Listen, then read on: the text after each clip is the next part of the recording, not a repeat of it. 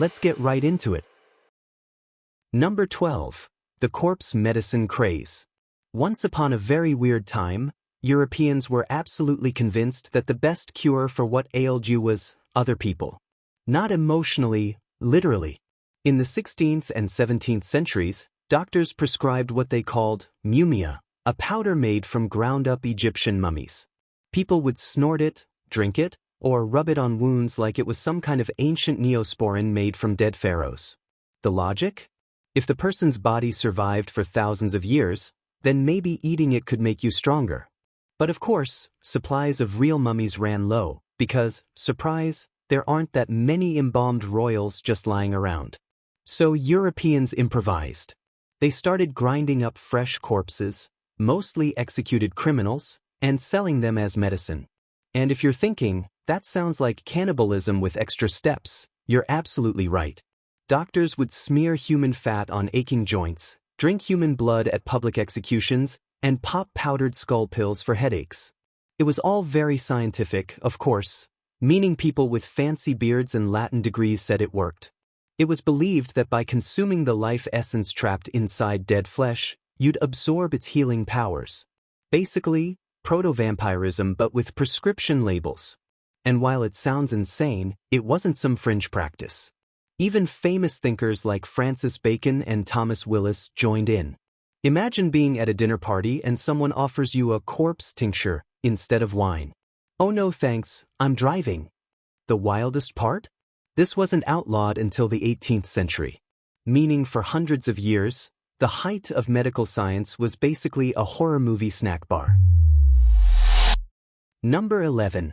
Alchemy's glorious failures. Before chemistry existed, alchemy ruled the lab.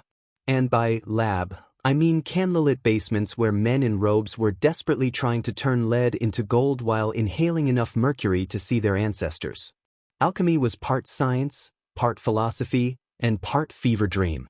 Practitioners genuinely thought all matter was made from 4 elements: earth, water, air, and fire, and that, with the right recipe, you could transmute any base metal into gold. This quest for gold became the ultimate obsession. Imagine spending your whole life stirring soup made of toxic sludge, waiting for it to sparkle. Some alchemists died from explosions, others from chemical poisoning, and a few went mad chasing the Philosopher's Stone. Yes, that Philosopher's Stone.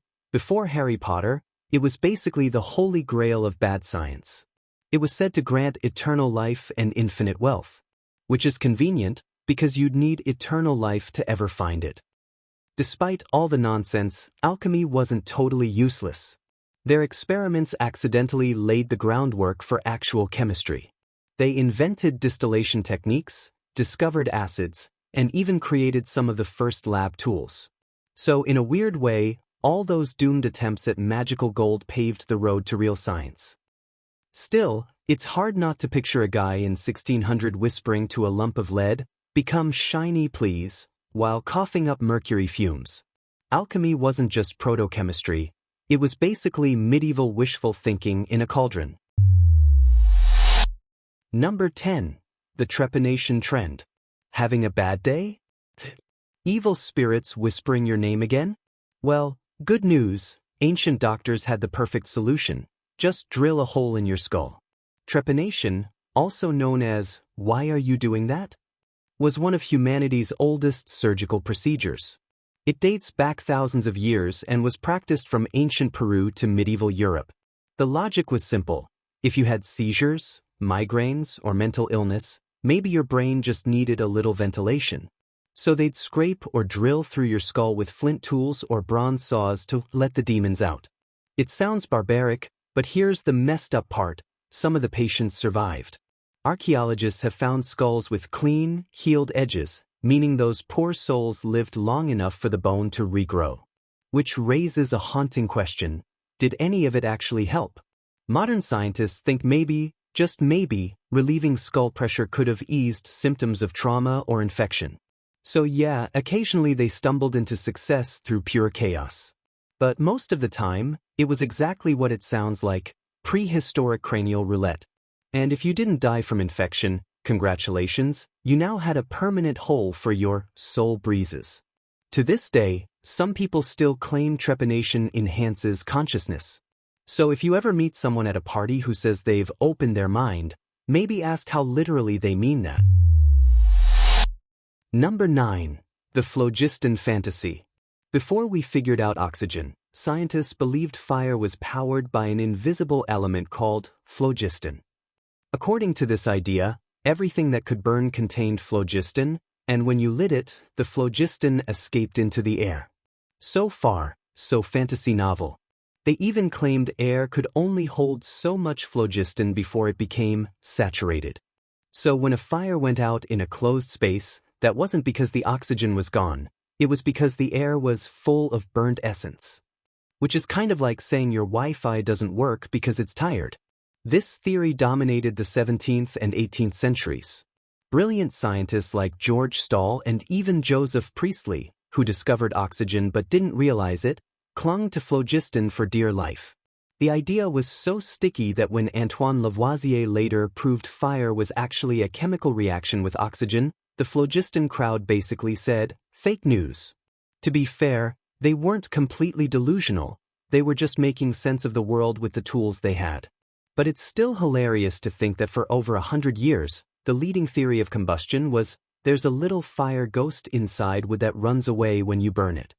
It's a reminder that even geniuses sometimes need to delete their mental browser history and start over. Number 8. Bloodletting Bonanza. You're sick? Feeling tired? Maybe you've got a fever, a cough, or a plague.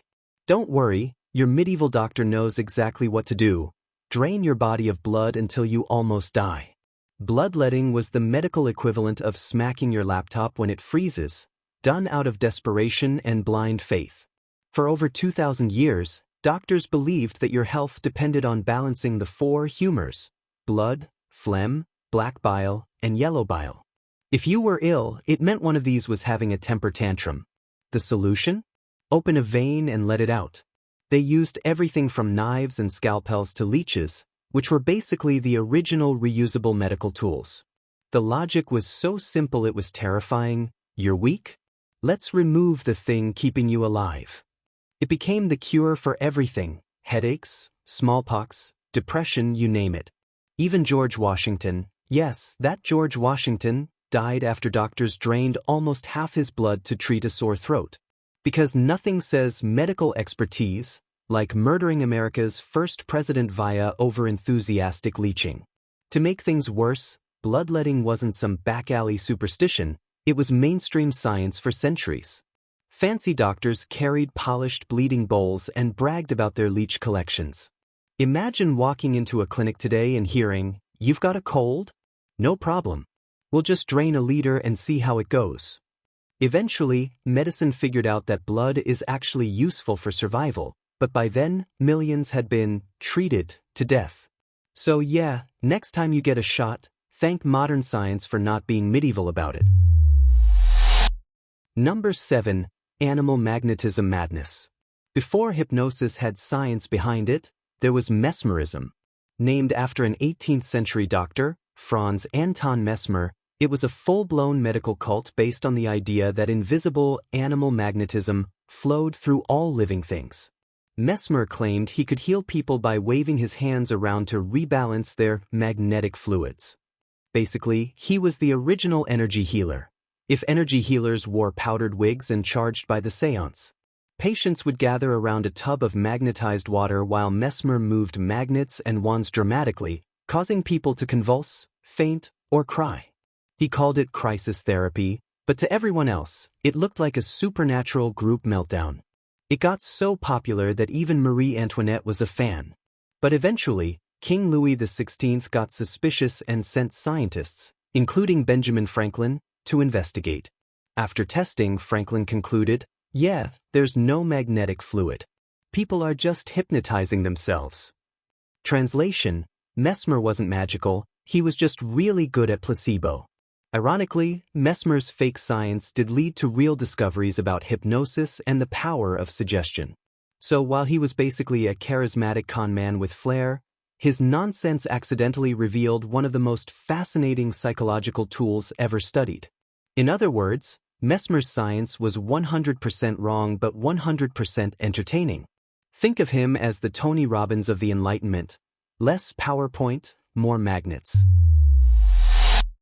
Number 6. The Spontaneous Generation Scandal. Once upon a gross time, scientists believed that life could just appear from thin air. Leave a hunk of meat out and poof, maggots. Leave a jar of grain and voila. They called it spontaneous generation, and it was the official explanation for centuries. Aristotle himself said it made perfect sense. Since living things come from nature, nature must be constantly spawning new life from non-living matter. Which, to be fair, sounds poetic, until you realize it's just medieval people being too lazy to close their food jars. This idea held strong until the 17th century, when Francesco Redi finally got suspicious. He ran an experiment: 2 jars of meat, one covered, one uncovered. Maggots only appeared in the open jar, because, shocker, flies laid eggs there. Still, people refused to believe him. Because when your entire worldview depends on mystery goo creating life, admitting you're wrong is a buzzkill. It wasn't until Louis Pasteur's 19th century experiments that the myth finally died. He boiled broth in sealed flasks and showed that nothing grew unless air and microbes got in. Goodbye, spontaneous generation, hello, germ theory. But for hundreds of years, scientists seriously thought life was just a cosmic sneeze away. Imagine thinking your dirty laundry might start breeding new organisms if you leave it long enough. Actually, maybe they weren't completely wrong about that one. Number 5. The 4 humors disaster. Ever wonder why medieval doctors were obsessed with your bodily fluids? Meet the 4 humors theory, the medical system that turned snot and bile into philosophy. According to ancient Greek medicine, your entire personality and health were dictated by the balance of 4 fluids: blood, phlegm, black bile, and yellow bile. Too much blood? You're sanguine, happy and reckless. Too much phlegm? You're calm but lazy. Black bile made you melancholic, and yellow bile made you angry. Basically, Hippocrates invented astrology, but with mucus. For nearly 2,000 years, every diagnosis boiled down to, you're too wet, or, you're too hot. Doctors prescribed bizarre fixes: vomiting potions, sweat-inducing saunas, enemas, or of course, more bloodletting. Your entire personality was a biological weather forecast. It even shaped everyday language. Ever called someone hot-headed or melancholic? That's literally humor theory lingo. Ancient pseudoscience left fingerprints all over modern slang. It took until the 19th century for doctors to finally drop the fluid obsession, realizing that organs, cells, and microbes might be more important than bad vibes in your bile. Still, the idea that our moods are tied to body chemistry? That part wasn't entirely wrong, just exaggerated with a side of vomit buckets. Number 4. Astrology's medical empire. Before medical charts, there were star charts. For centuries, doctors wouldn't even look at your pulse until they checked your horoscope. Yep, medicine used to run on astrology. Your liver might be failing, but what really mattered was whether Mercury was in retrograde. This science was called iatromathematics, and it claimed that every organ was ruled by a zodiac sign. The heart belonged to Leo, the stomach to Virgo, and, of course, the genitals to Scorpio. So if you had a stomach ache while the moon was in Virgo, tough luck, buddy, surgery's off limits. The stars said no. Even the most famous doctors, like Paracelsus, mixed celestial nonsense with real medicine. They diagnose you by calculating your birth chart imbalance and prescribe treatments timed to planetary motion. You could literally get told, we'll fix your gout once Jupiter swings into Sagittarius. And this wasn't just fringe quackery. European universities taught astrology-based medicine as hard science for centuries. Hospitals had zodiac mosaics, and physicians carried astrolabes instead of stethoscopes. It's wild to think that someone once died because Mars was having a bad day. Yet, there's an ironic twist. Astrology did push people to observe cycles, track patterns, and connect nature with human health. That observational mindset, minus the cosmic fan fiction, eventually helped science evolve. Still, If you've ever read your horoscope and thought, wow, this is oddly accurate, congratulations, you're halfway to being a 15th century physician. Just please, don't start prescribing moonlight for migraines. Number 3. The Radium Glow-Up. There was a time when radiation wasn't scary, it was fashionable. When Marie and Pierre Curie discovered radium in the early 1900s, everyone lost their minds. The glowing green substance seemed magical. It shone in the dark, killed bacteria, and made water sparkle. So of course, people did the only logical thing. They started putting it in everything. Radium toothpaste promised a whiter smile. Radium butter claimed to make breakfast energizing. And Radither, a popular tonic, literally contained radioactive water marketed as a vitality drink. The company's slogan might as well have been, because who needs a lifespan anyway? High society women even painted their faces with radium-infused creams to get that healthy glow. Spoiler alert, they got the glow, all right, but from tissue necrosis. The real tragedy came with the radium girls. Factory workers who painted luminous watch dials by licking their brushes to keep the tips fine. Within years, their bones disintegrated from radiation poisoning. The public eventually realized maybe radioactive cocktails weren't the path to eternal youth, but not before decades of glowing death chic. Today, we treat radiation with hazmat suits and lead shields, but a century ago, people thought it was basically fairy dust for the modern age. It's a perfect example of humanity's favorite pastime, discovering something dangerous and immediately rubbing it on our faces. Number 2. The electric therapy obsession. Electricity once seemed like literal magic. So of course, doctors immediately tried to electrocute people with it. In the 18th and 19th centuries, electricity was the hot new cure for everything. Got paralysis? Shock it. Depression? Zap it. Can't sleep? Try some gentle midnight electrostimulation. Devices like the electromassage belt or galvanic corset promise to restore health, vigor, and probably your dignity, though not all three at once. Some treatments actually did have an effect, because a jolt of electricity can stimulate nerves or muscles, but mostly it was just Victorian snake oil with a power cord. Traveling showmen would go town to town demonstrating how electric vitality could make frogs twitch and old men stand taller. The public loved it.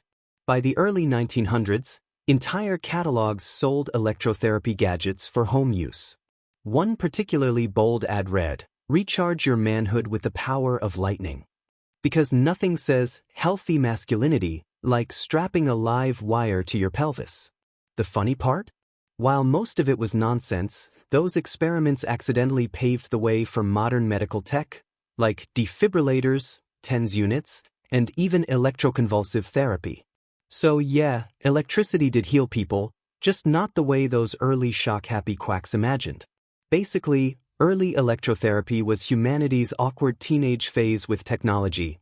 Dangerous, confusing, and full of regret, but it got us where we are today. Number 1. The Homunculus Horror Show. Before anyone understood reproduction, some scientists believed every sperm contained a tiny, fully formed human, like a microscopic Russian doll version of you. They called it the homunculus. According to this logic, every baby was just a pre-shrunk person waiting to be inflated inside the womb, which is equal parts adorable and horrifying. This theory, preformationism, dominated 17th century biology.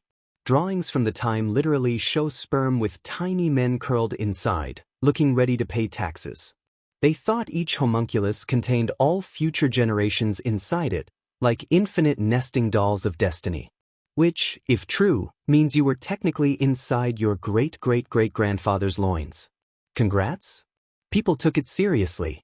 Religious thinkers debated whether souls were passed down through these tiny sperm people.